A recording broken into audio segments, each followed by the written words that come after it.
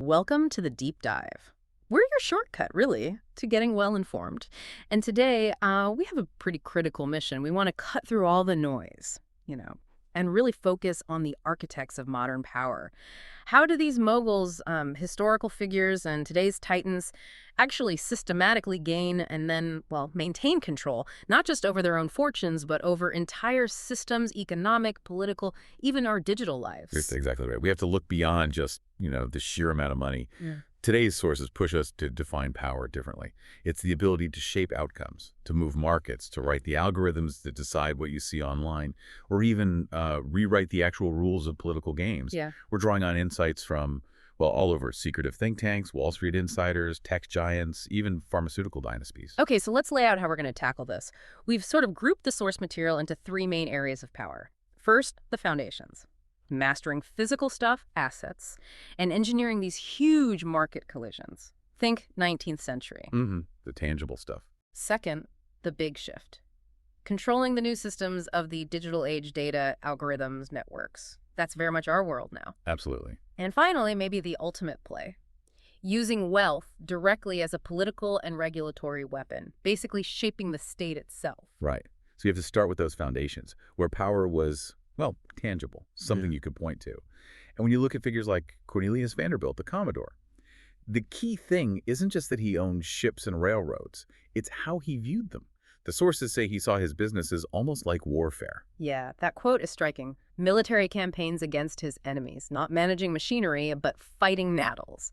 And it also says once he'd won, achieved victory, he kind of detested details. He lost interest. Exactly. The thrill was in the conflict, the strategy, the conquest, Yeah. not the day-to-day running of things. And that reputation for, frankly, ruthlessness, he used it, right, as a weapon. Yeah. Financial pressure. Oh, absolutely. Look at the Cortlandt Palmer incident. Vanderbilt demanded this exorbitant price, $70,000 for a steamer that had only cost $75,000 to build 3 years before. On paper, it makes no sense. But it wasn't about the boat's value, was it? It was about breaking a competitor. Precisely. He knew Palmer was weak financially. He knew he'd collapse under pressure. So Palmer paid up because the alternative was risking a head-on collision with Vanderbilt. That was the real calculation. That's it. Avoiding his wrath, his power, was worth the price. His reputation was his leverage. And protecting that reputation, that perception of inevitable victory, was crucial, especially in the stock market. Which is why threats like Daniel Drew's bear campaign were so dangerous. Drew was talking about a lockup strategy. Okay, maybe break that down for us. What did a lockup mean back then? Sure. Essentially, it meant cornering the market on a specific stock. You'd buy up all available shares, often using short-selling tactics yourself. And anyone who had borrowed shares to sell short would be trapped. They'd have to buy back shares from you at whatever price you demanded to cover their position. Nasty. So if Drew did that to Vanderbilt's stock... It could crash the price, yeah. Yeah. Now, Vanderbilt himself, he probably had the cash reserves to handle it personally, maybe buy up central stock. But his image, this idea that his success lifted all boats, benefited all stockholders, it would be shattered, especially for the average person buying on margin, which was most people back then. A market collapse linked to him would destroy his standing. His power depended on that perception of shared success. Okay, moving forward in time a bit, we see media moguls kind of adopting similar aggressive tactics. Controlling the story becomes the power. William Randolph Hearst, for instance. He positioned himself as somehow bigger than the Democratic Party. He framed everything as this epic conflict between the trusts and the people. Very populist language. Which is pretty ironic, considering he ultimately took the nomination from Tammany Hall, the ultimate political machine. It really speaks to his understanding of media, doesn't it? He knew he needed the machine's backing, but he also needed his newspapers to paint him as its opponent. Masterful, if cynical, positioning. And his power wasn't just in headlines. He could directly steer political outcomes. Oh, definitely. The sources point to his role in the 1932 Democratic Convention. It was deadlocked. Hearst apparently got on the phone with Speaker Garner, told him to throw California and Texas behind Roosevelt. And that did. That swung it, secured the nomination. That's direct systemic influence brokered through media power and backroom deals. That's real architecture of power. Now, this kind of foundational power assets, reputation, media control played out globally, but with twists, right? Yeah. Especially in Asia under colonial rule. Yes, the context there was different. The rise of Asian business elites, particularly for places like Hong Kong, faced this effective race bar. Dealing with the big British colonial banks, like the Hong Kong and Shanghai Bank, well, it wasn't easy. One source described getting an audience with them as, like, seeking an audience with God. That paints a picture. It really does. This exclusion forced a different model. Less about inheriting access, more about agility and connections. These tycoons had to build wealth differently. So they became masters of navigating the system differently, what the sources call rapid cycling. Exactly. Exploiting bureaucratic loopholes, finessing deals, and, crucially, buttering up politicians. Ah, the political connection. So the state and business became very tightly interwoven. Inextricably linked, which allowed for incredibly fast, often leveraged growth. And that led to some weird economic numbers, didn't it? Like Malaysia reporting exports higher than its GDP. Yeah, that seems impossible at first glance, right? How can you export more than your entire economy produces? So how does that work? It works because those export figures often include the value of imported components that are then assembled and shipped out. It reflects huge foreign trade booms, with local tycoons often acting as the crucial facilitators, the connectors. But thinking about the long-term impact, that system, especially in a place like Hong Kong, seemed very durable. Extremely. Whether it was under the British or during the Japanese occupation or later under Chinese rule. The city was often managed through the same established elite group. How is that maintained structurally? A key mechanism was the creation of these functional constituencies in the Legislative Council. Okay, what does that mean exactly? Functional constituencies. It means specific seats in the legislature were reserved for particular business or professional sectors: finance, real estate, banking, and so on. It essentially guaranteed that the established godfather interests, as the source calls them, always had a seat at the table, regardless of popular votes. So it was an intentional design to keep the elite influential. Precisely, an architectural choice to maintain that power structure across different regimes. And sometimes that power was used in ways that, well, didn't benefit the public, who often admired these figures. No, definitely not always. The example of Li Ka-shing's son, Richard, and the Pacific Century Cyberworks takeover of Hong Kong Telecom comes up. The share price absolutely cratered after the hype. A 97% peak-to-trough drop. Devastating for small investors. And how did insiders view that? One former Morgan Stanley MD called it totally cynical exploitation of a public that adores him but doesn't know better. It suggests the structure served the insiders, first and foremost. Okay, so that's the old world in a way. Physical assets, market muscle, direct political dealing.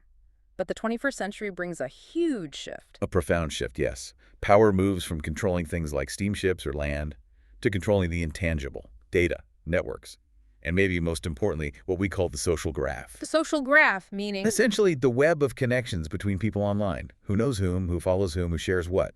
Controlling that flow is the new power. And Facebook, or Meta now, really embodies that transition. They didn't just sell ads like old media. No, they created something else entirely. A revolutionary advertising business, the sources call it. It wasn't the shotgun approach of Hearst's newspapers. It was a scalpel. Exactly. Precision targeting on a scale never seen before. You weren't just aiming for men 1835. You could target. What was the example? Cat lovers in Toronto with college degrees versus blue-collar dog lovers in Vancouver. Precisely that kind of granularity. Targeting based on interests, location, education, behavior, connections, all scraped from user data. That ability to pinpoint and potentially influence specific groups, specific behaviors, that systemic power derived from controlling the data flow. And initially, Mark Zuckerberg framed this in quite idealistic terms, didn't he? He did. The idea was that a more open and transparent world, driven by more sharing, would somehow lead to a healthier society. People held accountable by their digital footprint, essentially. A nice idea, but the reality? The reality was that the sheer scale just overwhelmed everything. Think about Instagram as it grew. The ratio is something like 1 employee for every 1.5 million users. Wow.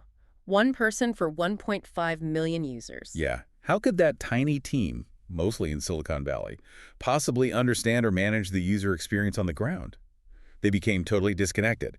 They couldn't effectively deal with the systemic issues, the platform itself, amplified bullying, comparison culture, mental health impacts. Because the system was just too big, too fast, and too profitable to really change course. That seems to be the case. The growth imperative overshadowed the initial philosophy. Okay, this brings us to another aspect of the new systems, how they can be built on hype and secrecy, sometimes masking really fundamental problems.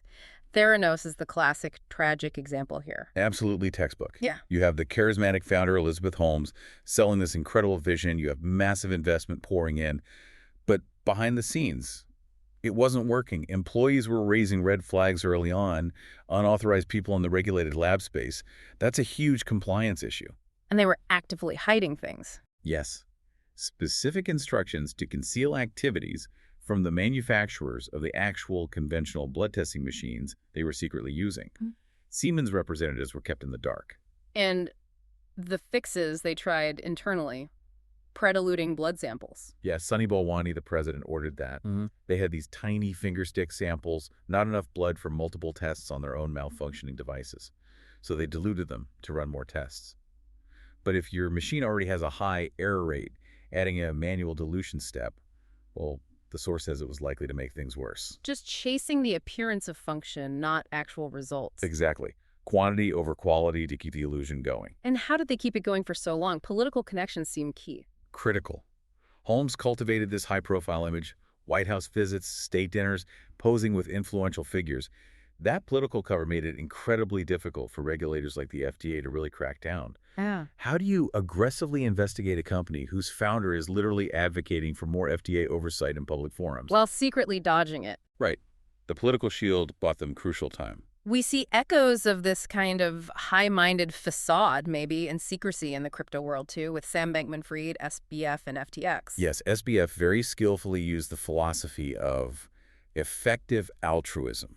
Explain that a bit. Effective altruism. It's the idea that you should use reason and evidence to do the most good possible with your resources, often by earning a lot of money to give it away effectively.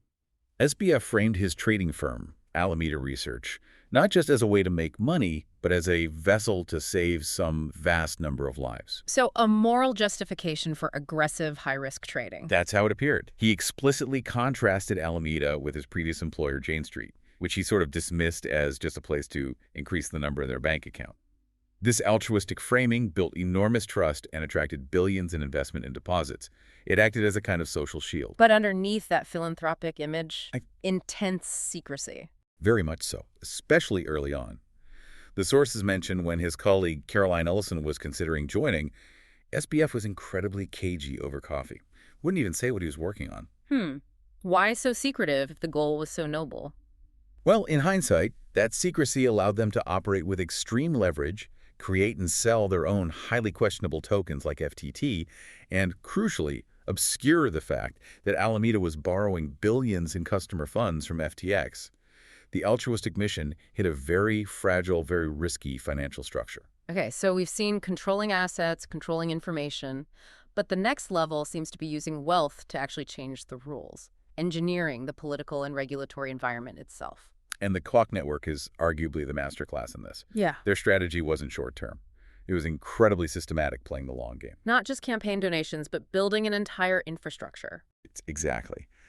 Decades spent subsidizing this vast network of think tanks, academic programs, advocacy groups, many with names that sound neutral or even progressive, all designed to wage a long-term battle of ideas, to shift the entire intellectual and political landscape towards their worldview. And that worldview, while presented as promoting limited government, just happened to align perfectly with their business interests. It dovetailed seamlessly, as one source puts it. They advocated for... Let's connect this back to Wall Street. We saw hints of this earlier, but the 80s junk bond era with Drexel Burnham Lambert seems like a prime example of finance buying political cover. Oh, absolutely. What's really fascinating in there is how nakedly transactional it seems to have been. Drexel, under Michael Milken, basically funded political protection. The example given is contributing around $24,000 to Senator Worth's campaign. And Worth had previously been critical of junk bonds. Yes. But after the contributions, he became a key defender of junk bonds. He even dropped an effort to clamp down on green mail. Remind us what green mail is. It's essentially corporate blackmail. A raider buys up a chunk of a company's stock, threatens a hostile takeover, and then forces the company to buy back those shares at a premium. Good for the raider, bad for the company and its other shareholders. Drexel facilitated a lot of this. So by donating to politicians like Worth, Drexel bought the political space needed to keep their high-leverage, often predatory financial machine running. That's exactly how it looks. They neutralized potential regulatory threats through political contributions. And that machine was huge, systemically important even. So important that when the Ivan Bokeski insider trading scandal broke, threatening to expose the whole network, the Dow Jones dropped 43 points instantly. That was a massive plunge back then. It showed genuine fear across the market about the potential collapse of what they called the milk and money machine. The pressure in finance, especially in hedge funds later on, to find any edge seems immense. This brings us to SI Capital and the idea of black edge. Right, black edge being the term for illegal insider information. Given how hard it is to consistently beat the market legally, the temptation, and apparently the practice at SEC under Steve Cohen, was to cross that line. But even the legal efforts to get an edge show the intensity, don't they? Absolutely. Paints a picture of an arms race for information. Hiring armies of PhDs, mathematicians, physicists to build trading algorithms. That's one side. But then you have the almost bizarrely analog stuff. Paying soccer moms to walk the aisles at Walmart, counting inventory. Seriously. Or analyzing satellite photos of retail parking lots to estimate foot traffic before earnings announcements. Wow. It shows just how hard it is to find a legal advantage, pushing firms to these extreme, almost paranoid levels of information gathering. Finally, in this section on weaponizing wealth, we have to talk about the Sackler family and Purdue Pharma, using the legal and regulatory system itself as a shield. It's a devastating example. The core issue with OxyContin was this calculated risk based on, well, nothing. Purdue had zero scientific evidence that OxyContin was less addictive than other opioids, yet the FDA allowed them to make that claim on a label. And that claim was the key to its blockbuster success and the subsequent crisis. It was the linchpin, and Purdue pushed it relentlessly. Through a deliberate company policy of misinformation. Yes. Sales reps ran a coordinated and heavily scripted campaign. They hammered doctors with the message. Addiction risk is less than 1%, over and over. Investigators later looked at the sales reps' own notes. They found evidence of these misleading claims being pushed in nearly every single state. The source mentions coloring a map of the U.S. red. Yes, state by state, showing the pervasiveness of the fraudulent marketing. It was a truly national campaign of deception. And even as the death toll mounted, the family's focus was on the narrative. Chillingly, yes. Privately, family members insisted prescription opioids are not the cause of the crisis. Their internal emails show them focused on correcting the narrative. One even suggested they should stop using the term opioid crisis altogether in their communications, complete denial, and focus on image management. And then the bankruptcy process itself became a tool. It seems so. Purdue's lawyers pushed plaintiffs hard to accept a settlement. They leveraged the clubby nature of the specialized bankruptcy court system. The sources point out things like Purdue's own board chairman, knowing the judge personally. The mediator chosen had previously been paid millions by Purdue. That sounds cozy. It creates an environment where plaintiffs feel immense pressure. The implied message was, take this deal now, or face years fighting us in a system potentially stacked against you, maybe for even less money in the end. It used the legal structure itself to cap their liability. Okay, so the final piece we identified is this power of persona. How moguls craft their image, control their narrative, and shape the internal culture of their organizations. Yes, and Adam Newman at WeWork is such a vivid example. He wasn't just selling office space.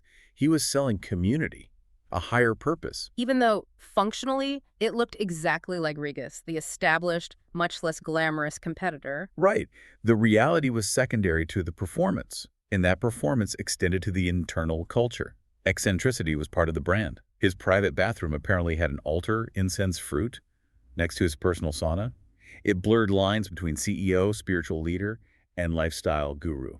And that whole performance, that narrative, attracted billions in investment based on vibe more than fundamentals. Precisely. It was masterful image crafting until it wasn't sustainable. Now, here's where it gets really interesting.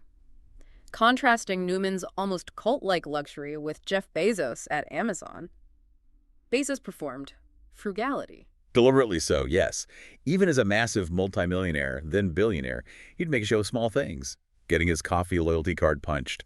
Or if he flew private, making a point to say, the company isn't paying for this, I am. Why? What was the point of that performance for his own employees? It was about reinforcing Amazon's notoriously Spartan cutthroat corporate culture.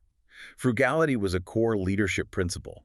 But that public performance masked a reality that sources describe as a deeply unhappy place to work. Intense pressure, limited raises, constant conflict were the norm. And that ruthlessness wasn't just internal, right? The Gazelle project. Right. That was Bezos's internal term for dealing with small publishers who resisted Amazon's terms.